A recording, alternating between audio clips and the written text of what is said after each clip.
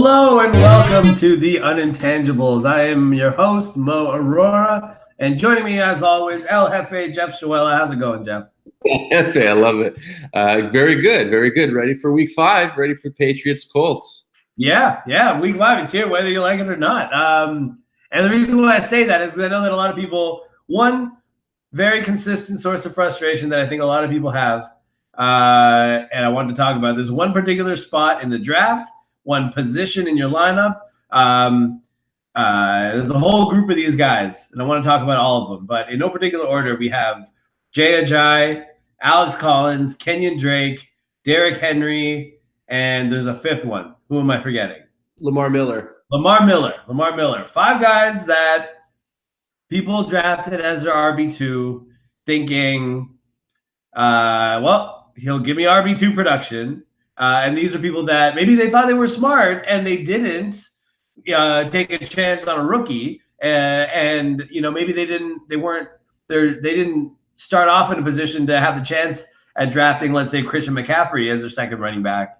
And this whole crop of guys is letting everyone down. What to make of it? Everybody has to start the year with an RB2, right? What do you do? Yeah, I guess, and some people drafted Royce Freeman as well in that category, and no one's really reaping the benefits from any of these guys. And it's first 4 weeks of the season. It's been a passing heavy start to a season. The quarterbacks are all racking up big numbers. The wide receivers are doing well, and like we discussed last episode, the big four are not the same big four as pre-draft day, but there is a big four basically. Yeah, I do think, though, for the most part, the first round running backs, I think it's a pretty good start for them overall. I mean, obviously no Bell, and with DJ struggling, you could say Barkley and Hunt and Fournette and Cook, whatever, right? But that's where you're getting to the fringe, right? But I think in general the first round running backs have held up. I think, though, what this tells me with all these guys, now individually we can figure out how we feel about any of them, but overall I think, what this tells me is that, even on draft day, these guys are at market value are not worth market value. You know what I mean? Because if you look at it, it's there are people, you look at a guy's stats and you say, look at his stats, it was an RB2 or whatever, right? But if you look at what an RB2 ends up being, it's usually an RB1 that got hurt halfway through the season. And it's a mix of, there's a couple of guys like that and a couple of guys who got the job halfway through the season and ran with it. But RB2 production for 16 games, that's not that great. You don't want that in your lineup, And so it's I don't know what to do, because these guys have to be drafted somewhere, but they're even if they're RB2s, they're not really RB2s. They're RB3s, I feel just sleep on them. Yeah, I remember reading a very interesting stat going into the draft days this year is that if you had 200 or more carries last year, you finished in the top 24. Yeah. So the Frank Gores, those kinds of guys who just racked up, pedestrian numbers, maybe, 20 carries for 75 yards, but did it for 16 games, you still wound up as an RB2. So but you can't go out looking for that, right? And it's we were saying this about receiver earlier this season, right? Because that Demaryius Thomas level of Alshon Jeffrey type wide receiver too, same thing, right? But it was easy to fade those guys because there's so many wide receivers. With running backs, it's well, there's only a handful of running backs, and that number gets smaller and smaller. Every week there are more wide receivers to consider, but every week there are fewer running backs to consider. So you can't really fade these guys, right? If you have them, you're kind of stuck with them. Yeah, but I mean, if we went over those 5 players that you mentioned, just on a game film perspective, just being a film reviewer here, a lot of us would say that Lamar Miller is not really impressing anymore on film. I've been saying for years that Lamar Miller is unimpressive. And I feel bad for how vehemently I've had to, because nobody else can see it. But he's a guy. He's a great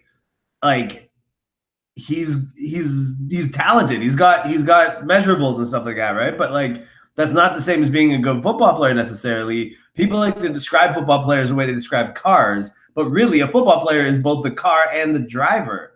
And Lamar Miller is like a really good car, but with a not great driver, compared to like Arian Foster on that same team was a great driver and a pretty good car, and it's like it matters, right? But like I will say this though. So Lamar Miller, not that great a player. Houston's offense has been okay, but it can be better, and thus he can. That O-line too. Yeah, but I mean, we'll get to that in a sec because I've done some research. I have some thoughts. Okay. But like Houston overall can be better, and even if Lamar Miller himself can't be better than he is, his numbers can. He'll be an RB2 just by playing all season, right? Yeah, it's not a sexy RB2.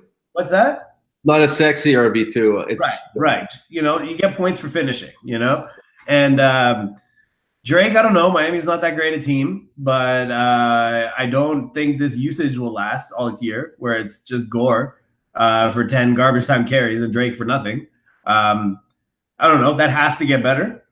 I would say he might be a buy low if you can get him for like change for pocket change. Quick like argument, not an argument, but maybe a point to bring up is that even if you are playing in a standard league, it's not such a bad idea to have like a PPR style player, maybe as an RB2. They may give you higher upsides than some of these guys who are going to, like, I hate to say it, but I know Tariq Cohen just had a huge game and he's going to be boom or bust, but maybe some other guys who, like a Chris Thompson or someone who's going to probably give you something every week, and he probably has a ceiling for more. Yeah, absolutely. That's the thing, right? And, being anti-PPR is not anti-players who touch the ball a lot. They have their place. It's usually more modest, steady production. And bye weeks are great for that.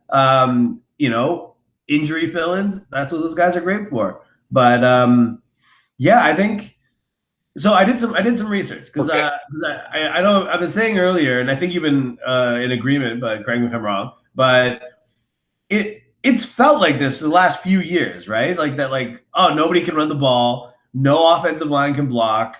What the hell is going on, And so I went back and I don't want to call this research because there's nothing scientific or official about this. This is just me and my five senses coming up with a crazy hunch and then finding numbers to back it up. But you tell me how much I've cherry picked. What I did was I looked back 2015, 2016, 2017, 2018, week by week. Wow. Yeah, it's easy. It's on NFL.com. You can just scroll right through it. It's not bad. And I looked week by week how many big rushing performances there were there. And I went two categories. One was 100-yard rushers, and one was 63 yards or more. Because if you get 62.5 yards over 16 games, that's 1,000 yards, right? So an average week is like 500-yard rushers, 15 getting into the 60s, right? The last 3 years, 2016, 2017, 2018, there's a little bit of a decline year by year, which makes sense. But part of that is because the best running backs now are also receivers. And so it's like, yeah, you might see one or two fewer 100-yard specifically, but like they're still putting up 150 total yards, but generally pretty steady. But there is a weird pattern. Not only is September rough for rushing compared to later in the season, there's like an actual pattern, like a steady decline. September's rough for rushing. October is like a boom. Okay. November, super steep decline. Okay. And then December, it picks up again and it's pretty good. Wow. The only difference, the only outlier in that is – sorry, Jeff? Sorry? Find these stats. It's very interesting. It's just from looking at it, total broad – top-down overview, whatever you want to call it, right? Nothing scientific. This is just me looking at my hunches. Okay. But literally, like the only outlier to that pattern is 2015. Remember, 2015 is the year that was the year that wide receiver, like the top wide receivers, like flat out outscored the top running backs, right? Yeah. And that was the year that a lot of people thought began a new trend. I think that was the year that was an aberration compared to all the rest. The shift to passing, yes, but wide receivers, no. And but the only difference is in December of 2015, the 2015 playoffs, that bounce back didn't come. But 3 years in a row, bad September, great October, bad November again for some reason.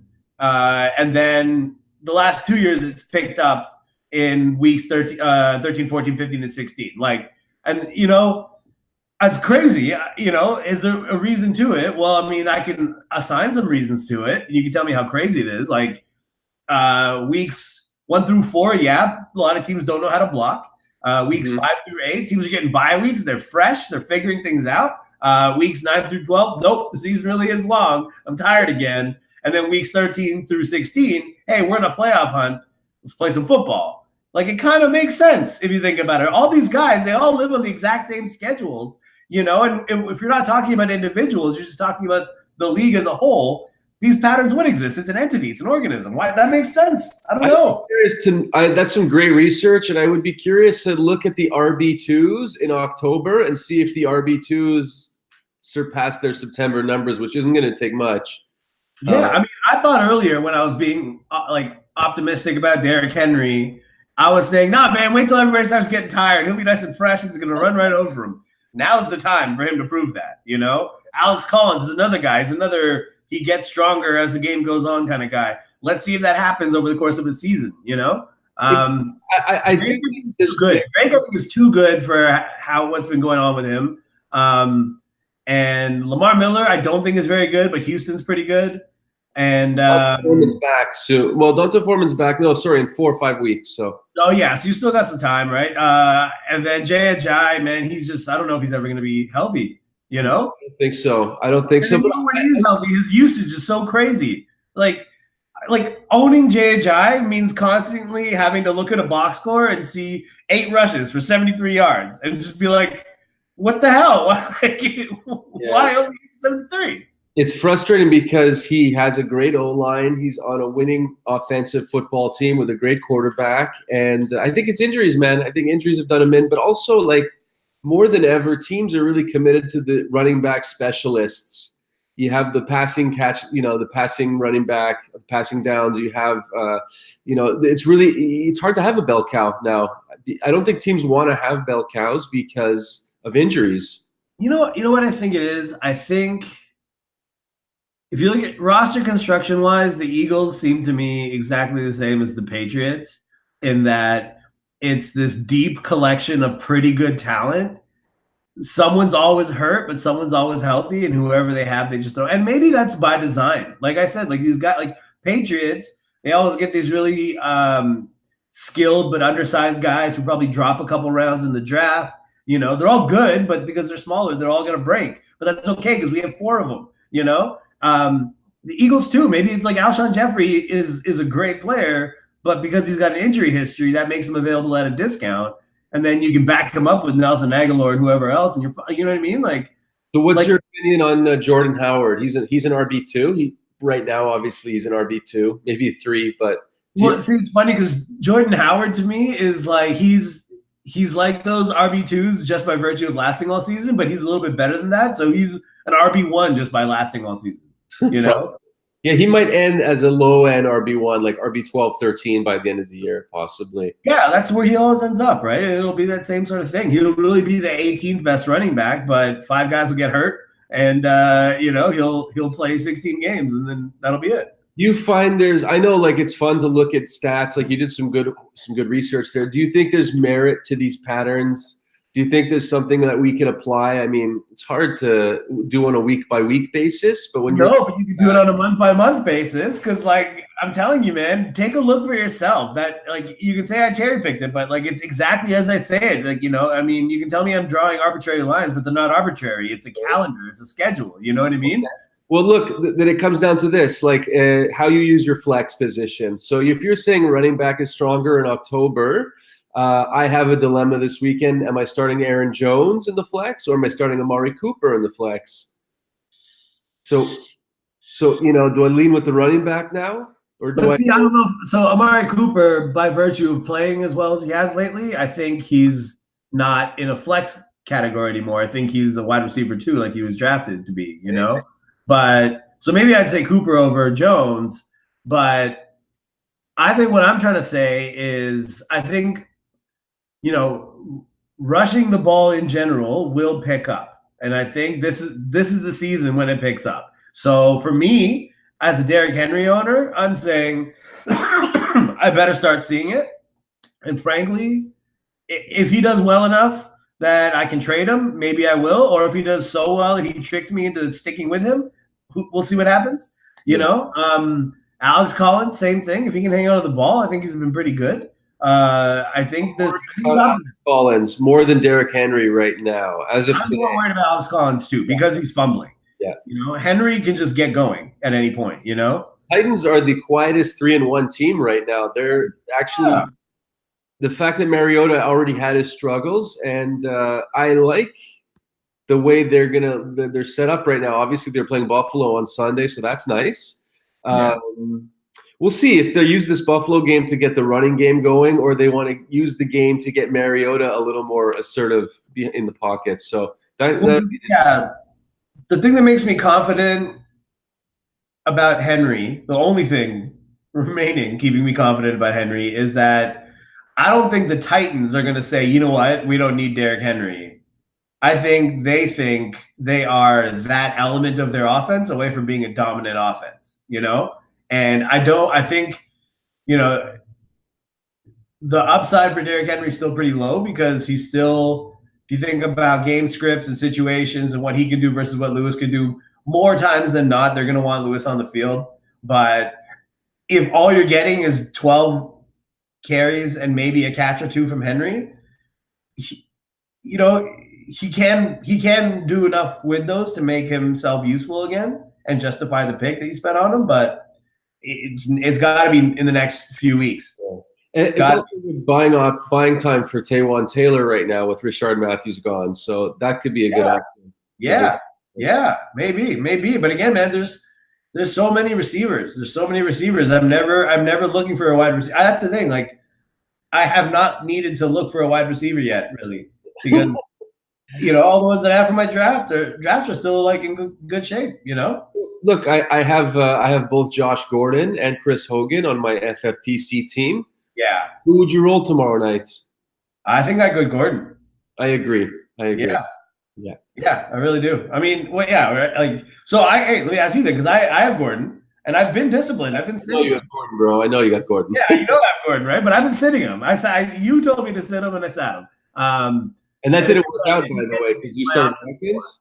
What's that? Started Watkins, so that didn't work out, right? Yeah, it didn't work out, but it's okay. It worked out for me anyway. But you know, so now I'm looking at this week in one league, it's either Gordon or Watkins, or maybe Tyler Lockett, that doesn't seem like that great an option anymore. So it's Gordon or Watkins, and then in another league, Gordon or Fuller. So two guys with injury concerns.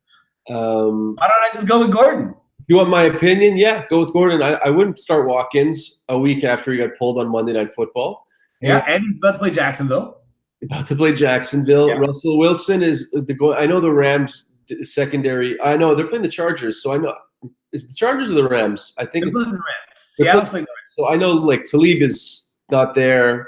Peters may or may not be there, but that's not good for Tyler Lockett either way. So yeah, so like let's say the Rams are the Rams and the Seahawks have to make it a shootout to keep up. Do you think the Seahawks can even do as well as the Vikings did? No, I don't think either, right? I'll go Josh Gordon there. I do Josh Gordon tomorrow night. Yeah. And then, you know, I mean with Fuller, same thing, right? I mean, if I gotta like sweat Fuller all weekend and I gotta watch Gordon go, I might as well just put Gordon in. Just be careful that Gordon is still nursing a hamstring, so he's not. Yeah, but you know, I think maybe that's why they only gave him that limited action. I think if anything, he's kind of fresher than everybody else. Everybody else is on a short week, but he's on a very quiet season so far. I think they want to see what they have without Gronk. I don't think Gronk is going to play tomorrow night. That's my opinion, and I think with Edelman there, they're going to try and work out their offense without Gronk for 1 week. Just what I think. I can believe that. I think they're going to take Gordon and Edelman out for spins. Yeah. And I think so. Should be a good game tomorrow night, actually. I mean, I think the Patriots will probably cream them, but but you know what? I mean, I still don't know that they can play defense all that well, and Indianapolis looks pretty good. Naheem Hines is another guy. Yeah, but too many Colts that are out tomorrow already. Doyle, Hilton, Darius Leonard is banged up, and there's someone else too that was injured. Even Vinatieri's hurt. Yeah, that's true. Doesn't matter, man. Start your Hines, start your Ebrons. Yeah. Start your Zach Pascal's. Start your Zen Pascals. Yeah. Zach Pascal, that's his name, right? He scored a touchdown. Yeah. Well, we have I was upset when I saw that in the box score. I was like, oh, don't tell me there's some other tight end taken away from Ebron. But then I saw that he was a receiver, and I'm like, oh, okay, that's fine. We have reached the 20 minutes mark. I'm giving you the light. I mean, I feel that this was a pretty good RB2 discussion. Did you want to add anything else? I mean, I think I've added plenty. It's up to you if you want to add anything. Well, you're good. We are going to actually have another episode this week. So if you're still with us here watching this, we will be talking to a member of our league who's playing Mo this week. Both 3-1 teams. Maybe probably. I'm 4-0 actually. I'm 4-0. You're 4-0. Sorry, buddy. So 4-0. But if any team is a threat, it's this team I'm about to face. They're 3-1, and their score has gotten better each week. So, we're going to be talking to Diana tomorrow night. Just a quick recap: I am 0-4, not giving up just yet. So we will. He's the reigning champion. Let's get out of here. Enjoy week 5. Talk to you soon. Thank you for listening to the Unintangibles. We hope you enjoyed the show. We'll be back again tomorrow